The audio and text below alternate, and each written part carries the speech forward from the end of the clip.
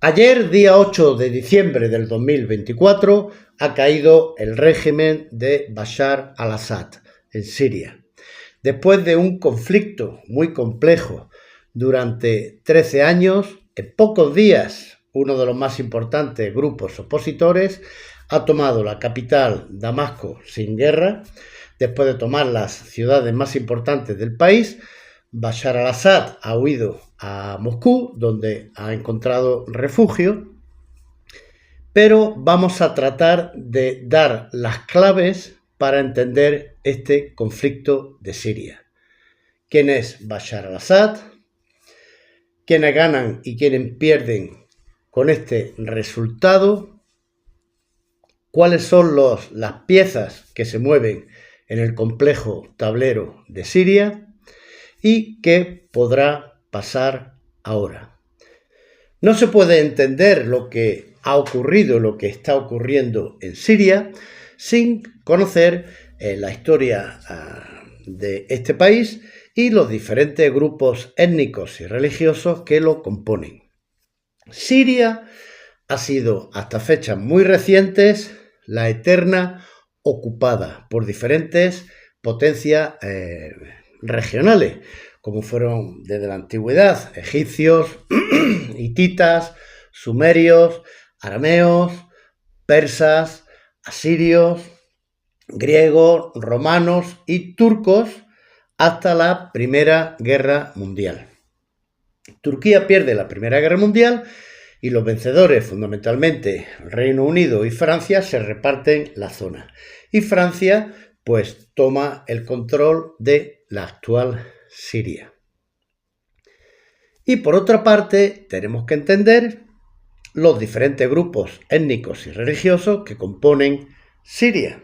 Hay unos 20 millones de sirios, el 50% son de etnia árabe, el 15% alawita, el 10% kurdos y otro 15% más minoritario de drusos, armenios, asirios, turcomanos e incluso otros grupos de menor importancia. En cuanto a las religiones, pues los sirios son el 74% sunitas, el 13% chiitas, el 10% cristianos y el 5% drusos y judíos. O sea, tenemos un mosaico tanto de etnias como de religiones muy difícil de combinar.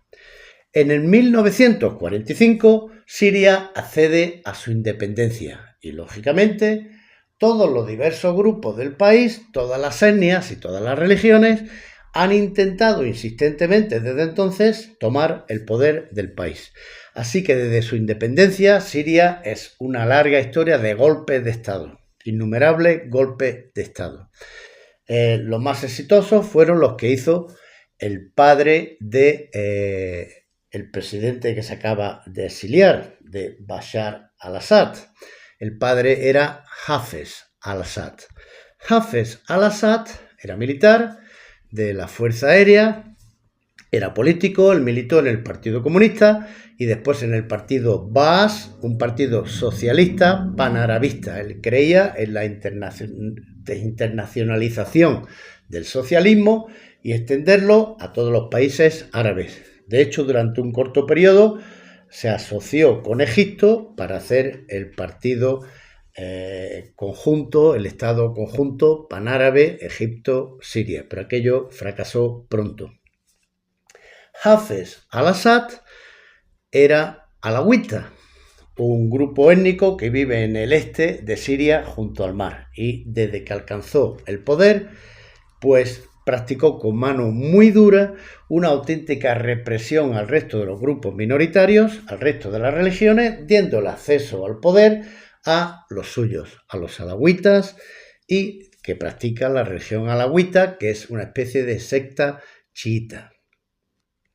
Entonces, dio 3 golpes de Estado Hafez al-Assad en 1963, en 1966 y en 1970, y desde 1970 pues mantenía el país a golpe de ejército.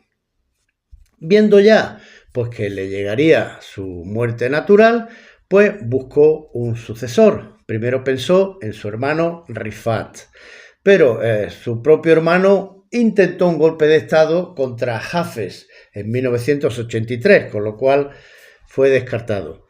El segundo en pensar fue el hijo mayor Basel, pero tuvo un accidente automovilístico, falleció y de rebote pues llegó la sucesión a Bashar al-Assad, el presidente de Siria, hasta ayer.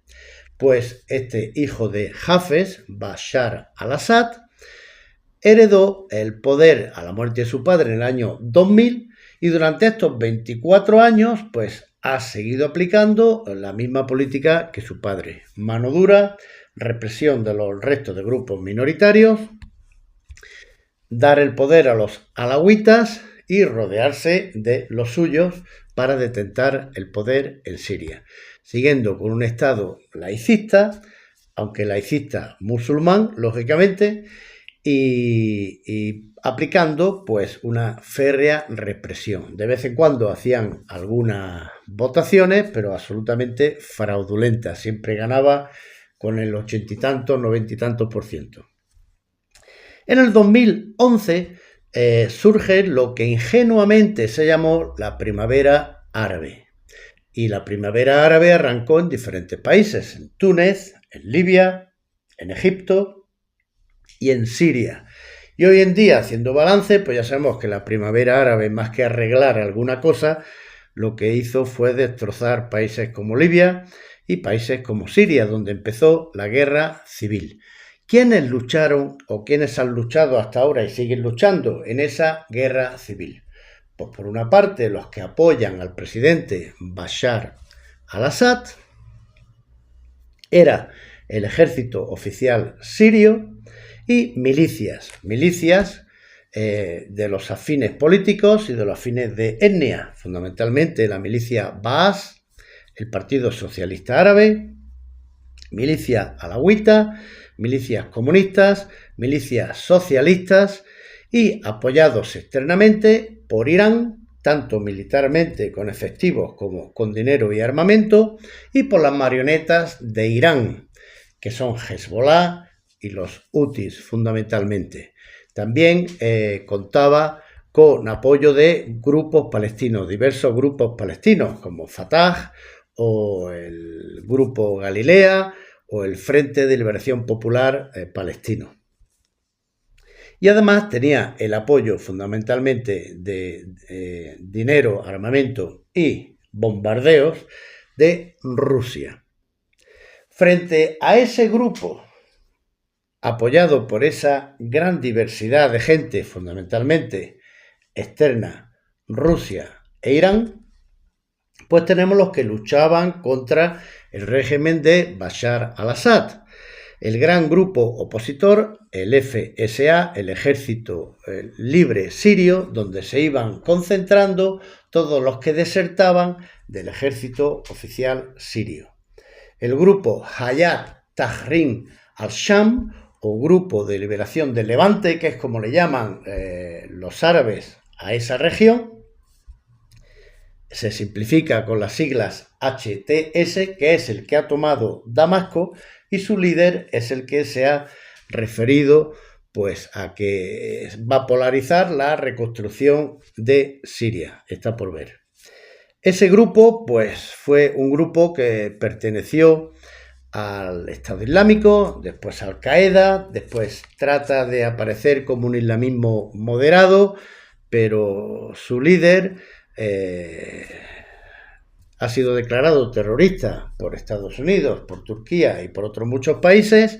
Incluso Estados Unidos da una recompensa de 10 millones de dólares por su captura.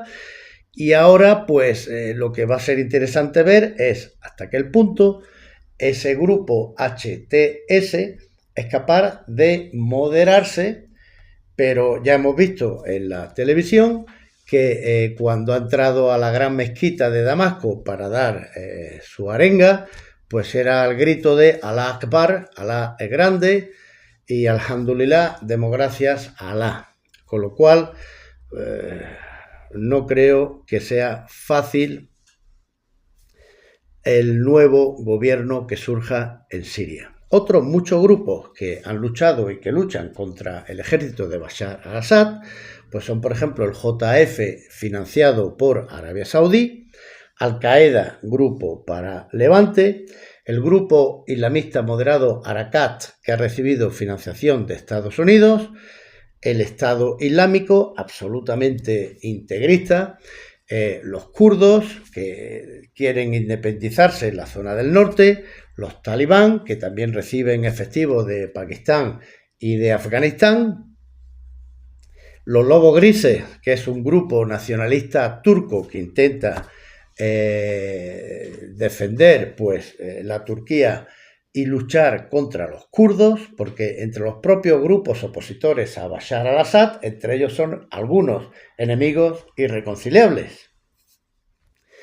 Y recibiendo apoyo fundamentalmente de Turquía, de Israel para luchar contra la marioneta en Líbano de Irán, que es Hezbollah, y cortarles el suministro, y Estados Unidos, que tiene también una participación no clara, porque por una parte Biden, el actual presidente, ayer hizo unos bombardeos sobre algunos grupos extremistas islámicos y ha declarado que va a intervenir directamente en esa recomposición de Siria, mientras Trump, el presidente electo que ejercerá de presidente dentro de un mes y algo, pues ha dicho que militarmente no va a intervenir en Siria, militarmente, va a hacerlo a través de inteligencia, de dinero y de apoyo, sin duda.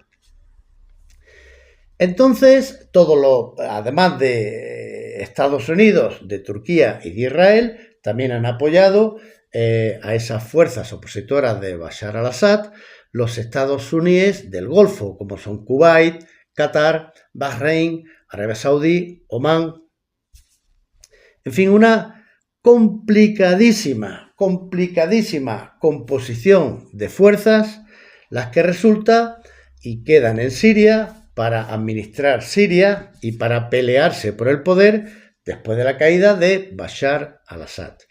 El gran perdedor, los grandes perdedores son sin duda Irán, sus marionetas Hamas y Hezbollah, que se le cortará el suministro de armas a través de Siria, Rusia, que muestra su debilidad al no poder seguir apoyando al presidente Bashar al-Assad, y emerge fuertemente el grupo Hayat Tahrir al-Sham, el HTS, cuyo líder hace grandes intentos por moderarse y demostrarle al mundo que aunque venga del extremismo de Al-Qaeda y el extremismo del Estado Islámico, y aunque haya sido declarado terrorista, pues será capaz de componer un nuevo poder en Siria contando con otros grupos minoritarios. Todo está por ver y todo es muy complicado. Una primera conclusión que podemos sacar es la gran torpeza estratégica de Irán, que no me explico cómo no pudo prever que el ataque que hizo su marioneta Hamas a los ciudadanos de Israel del 7 de octubre, pues fuera capaz de emprender esta mecha que al final ha resultado en el derrocamiento del presidente que Irán sostenía en Siria. En fin, una situación extremadamente compleja, extremadamente interesante de seguir. Espero haber aclarado algo de una situación absolutamente compleja y extraordinariamente difícil de entender. Sigue conectado con Historias Amables de la Historia, que seguiremos tratando de asuntos del máximo interés.